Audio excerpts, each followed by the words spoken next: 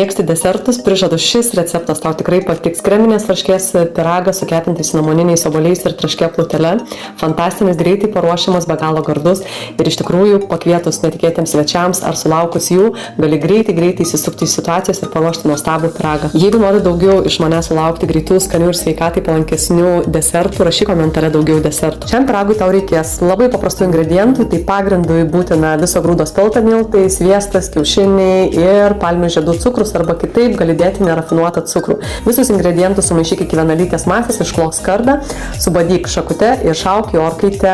Antram sluoksniui tau reikės ožkos varškės sūrio, maskarponės sūrio, kiaušinių ir cukraus pudros. Visus ingredientus sumaišyk iki vienalytės masės ir iškepus pagrindui užpilk kreminį sluoksnį ir šauk toliau į orkaitę. Ir to eigoje paruošk obuolių kepintų sluoksnį, tau reikės 3-4 obuolių, susmulkink juos smulkiai, į keptuvės įdėk sviesto, dėk obuolius, truputį medaus, cinamono ir viską pakepink truputėlį ir uždėk paskutinį sluoksnį ir dar pakepk apie 10 minučių. Tikslius kiekius ingredientų ir laikus bei temperatūrą skaityk aprašyme. Vietoj ožkų varškės, kurią aš naudojau, gali naudoti tiesiog jums įprastą varškę.